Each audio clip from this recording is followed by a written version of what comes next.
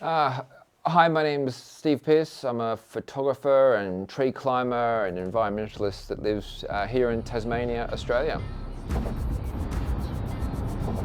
Yeah, so the third time for me in Taiwan, and this tree, the Heaven Sword, is by far the biggest at 80 meters plus. This mission was definitely going to be the most difficult.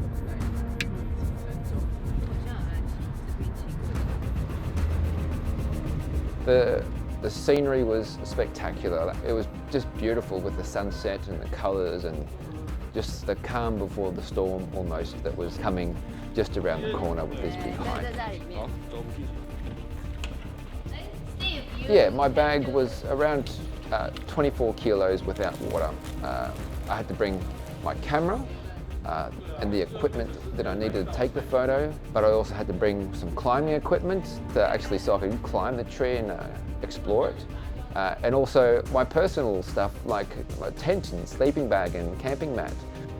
I'd been training very hard for this trip and I felt up for it for sure, but I didn't want to underestimate it, definitely. Elevation is 2,000 now.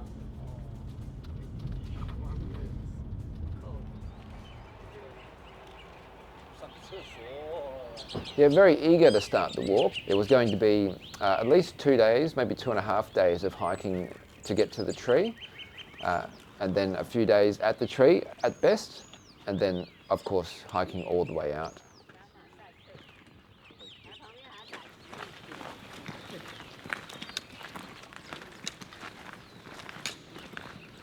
Whenever you do a big hike like this, I guess there's always a transition. The last road you see, the last power line you see, the last track you see, and the last bit of human disturbance you see in the forest, and then it's all wilderness after that.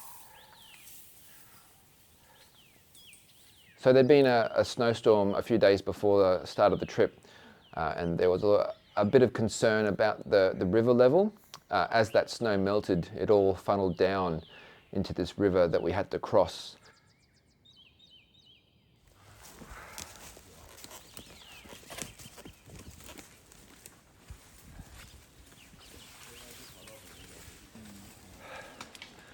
So we're about 200 into the 1,000 meter descent. But it wasn't until we reached this bare, rocky knoll section of the hike that we could actually get a really good view out of the forest and over the mountains. But we could also hear the river in the distance.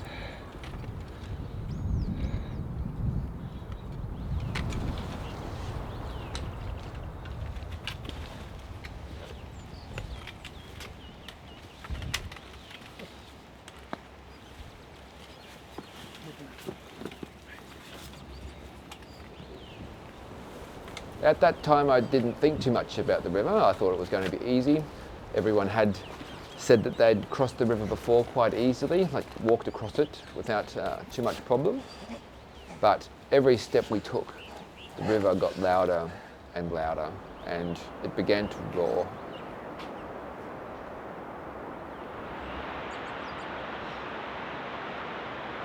With a bit of fatigue starting to set in and being a bit hungry and all those good things, the idea of this river suddenly became something more than just a small obstacle. It started to become a very big deal and a very big part of this trip.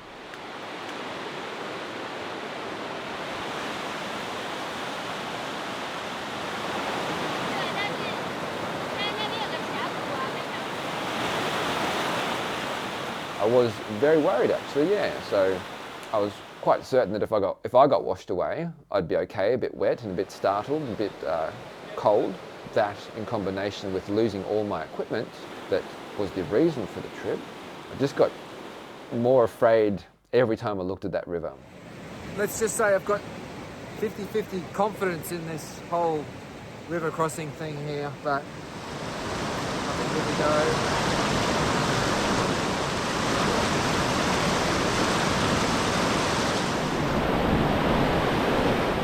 this first section of the river was, a good test, and I really didn't like it. I just really did not like it. So it's the morning of day 2, and I'm feeling a little bit rugged. To say that I have zero confidence in this is probably accurate. And I'm going to be carrying all my precious self and items over it, any of which that gets wet. Sort of job done, mission over.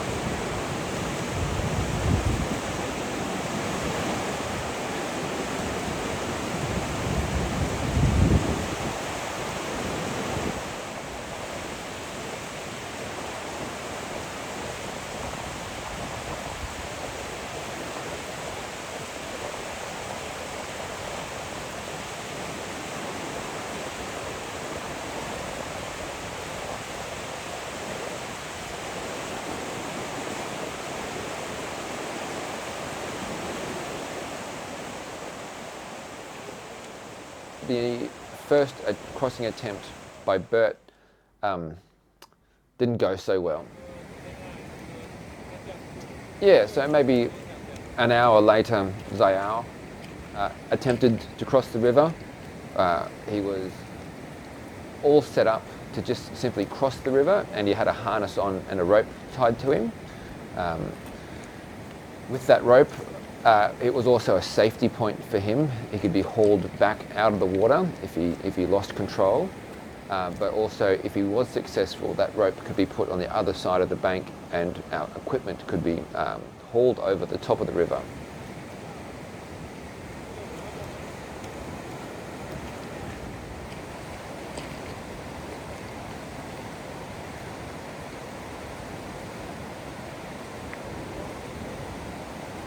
He just got swept away. The water was just too strong.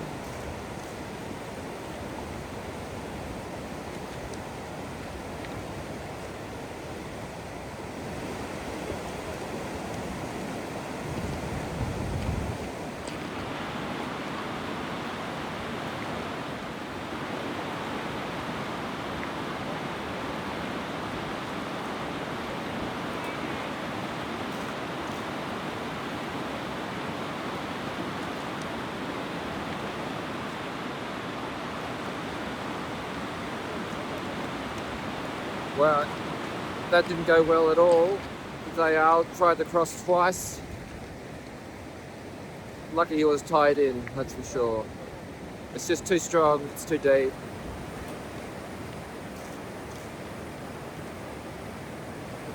Okay, so plan B is we've just hiked a couple of 100 metres down the river to a spot where it's faster and deeper, but shorter. So we're going to see how this goes. Bear with us.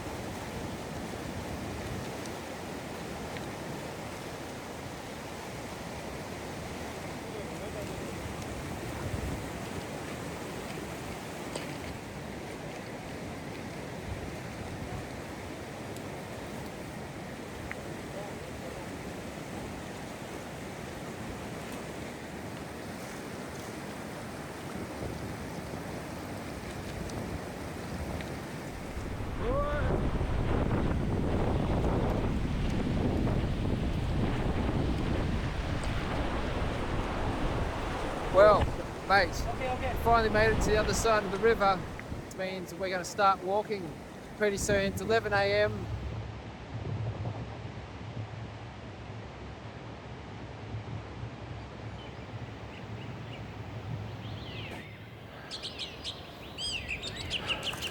getting out of the river seemed like such a must-do thing.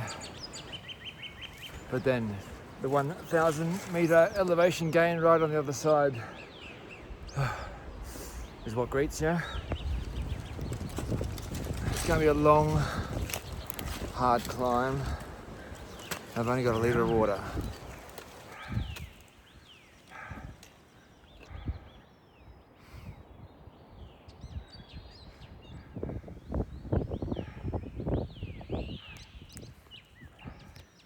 Oh, I can see blue sky through the trees up there.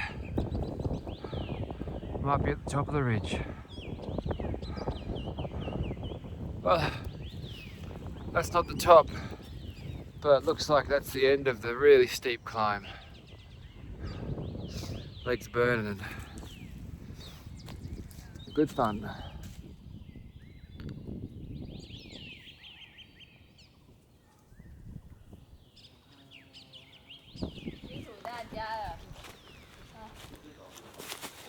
So easy! Easy day. Oh yeah!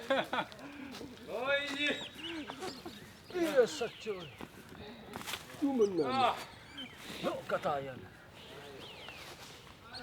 easy! Oh yeah, what a nice day. So that's camp set up for day 2. Not gonna lie, definitely did hope to be much closer to the tree at the end of day 2. Every bit of time on the trail is just less time at the tree and less time to get all the work done that I need to get the portrait. So there's that amount of compaction of all the work that I have to do kind of happening. Getting over that river was well and truly outside of my area of expertise or even just basic knowledge, just that fast white water. There was definitely moments where I thought there's like, oh well, that's it. But luckily Bert and the rest of the team, they do have a lot of experience with white water and those kind of things, so I was very much happy to be a spectator for all of that. A lot of anticipation to see the tree tomorrow. Overall feeling a bit fatigued but not too bad, and very excited and a bit nervous about getting to the tree tomorrow and the amount of work I have to do in a limited amount of time. So.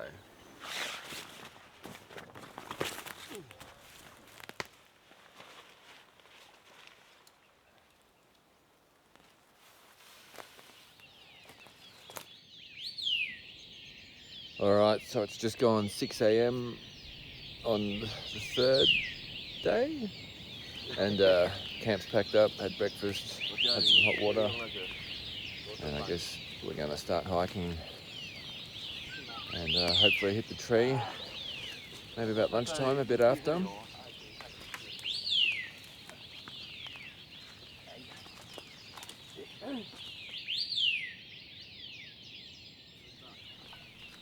Found this kind of approaching wood by mountain mouse that even forest bureau don't know this location. So we send a location to land, and this tree being cutted because they can produce very precious mushroom in a hollow trunk, and only giant trees has a hollow trunk. So they just come here and cut down and regularly visit those trees to collect mushrooms. And that mushroom has a rumor to cure cancer, but I don't think so. Rebecca, Yeah. what is this? This poachers camp, and yeah, I think in around 20 years ago they set a big camp here to log all the precious fur here. It's a mess under the forest. Yeah.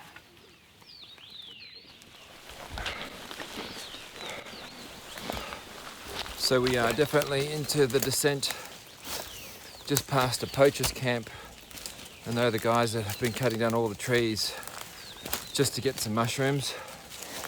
It's probably been abandoned for 20 years, but yeah, not so great. It's definitely very steep terrain, but that's kind of what the map said it would be. but definitely going downhill was a lot easier than going uphill. So far today, 9:10. We've made a 500-meter elevation gain, and right now we are doing a 500-meter elevation loss to get to the tree.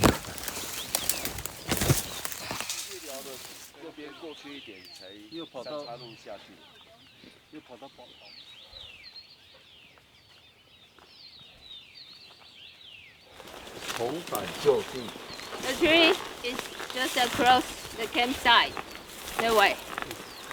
We can show you. I guess by the time we actually got to the tree, I was thoroughly exhausted.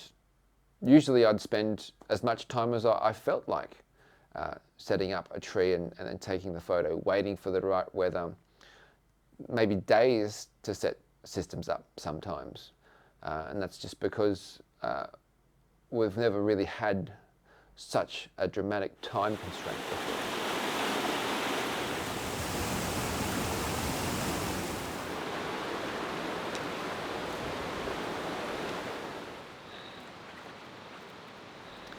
Yeah, seeing the tree for the first time, it was absolutely magnificent. It was tall, it was straight, it was perfectly shaped conifer.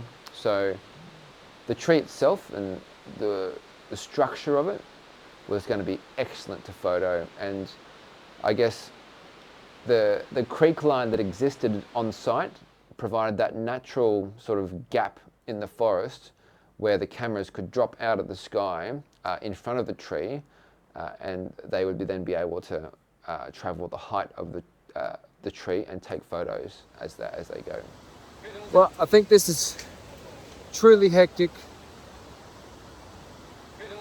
It's so big. And the terrain is like super difficult. So there's the tree, Heaven Sword, crazy waterfall, hectic creek. My shooting position is going to be on this rocky knoll on this side of the creek.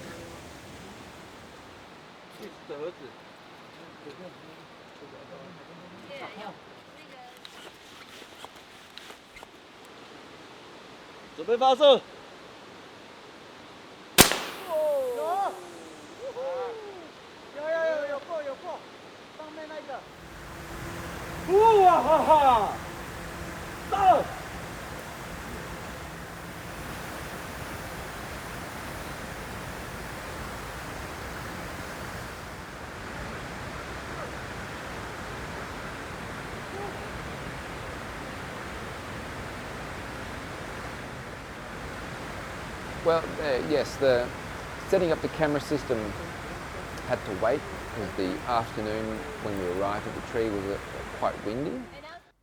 When I was looking at the Google Earth photos, it looked so much easier, but the only position where the drone could be launched was a very narrow blade of rock, and on either side of that was cliffs, basically. It was not simple, it wasn't straightforward. It was always, there was these personal challenges in amongst this trip, and this cliff where we had to fly the drone from was yet another.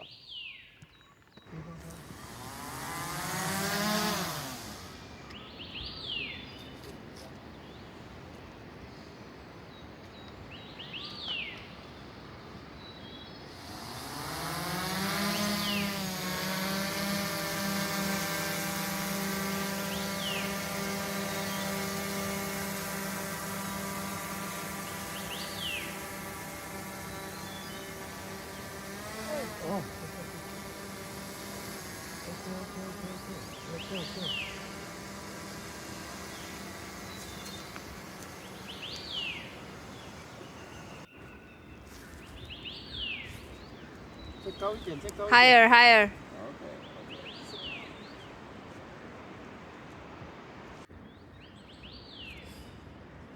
Jiaqiang.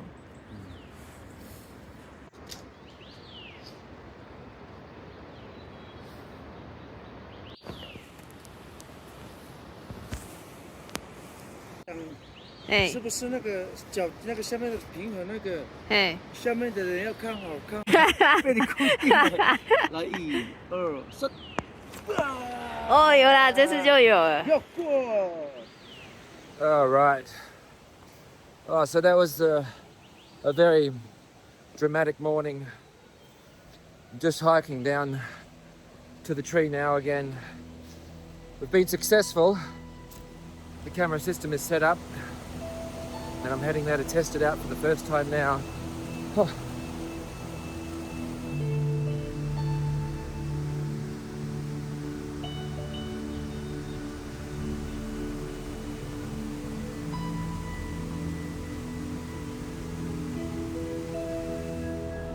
I was very focused on getting this photo.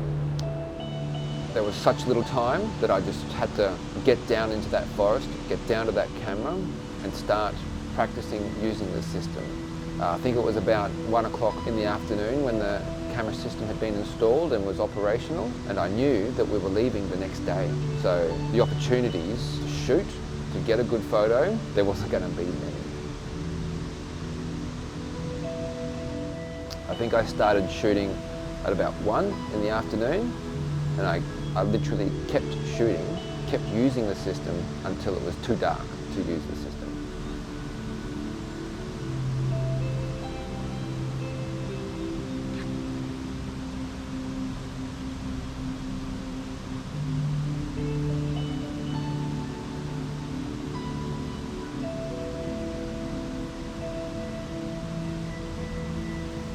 So I've just spent the last 2.5 hours just shooting the tree portrait. I shot it from when the sunlight was still hitting the base, and as the sun went behind the hill here, I kept shooting right until there was no sun on the tree and no sun on the hill, making a very flat, even light to work with. Just feel relieved, actually. That's all I got. Just feel relieved. Next morning, a bit red-eyed at 6:15 in the morning. The guys are just starting to climb the tree now. We're going to get the people in the tree positioned all before the sun comes up. Big job. And then we're going to be able to wrap this tree portrait this morning, I reckon. Great material yesterday afternoon.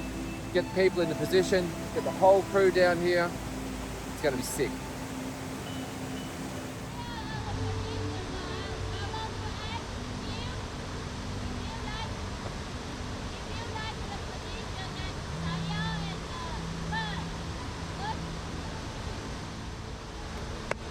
Yes.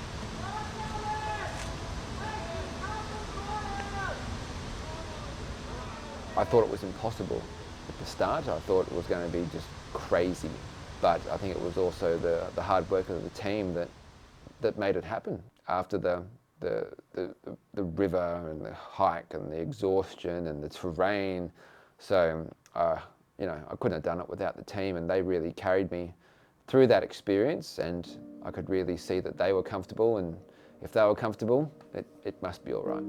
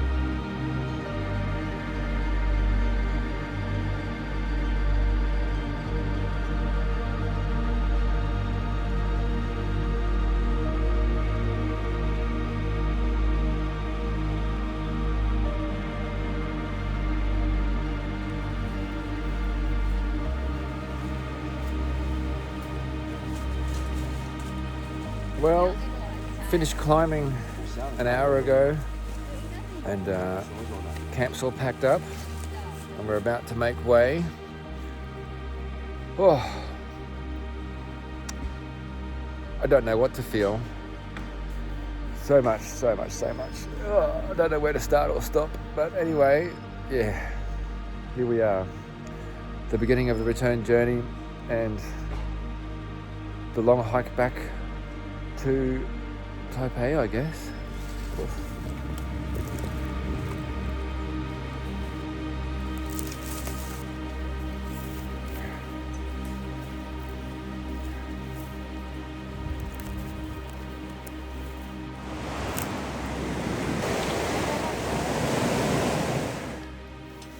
Nice walk.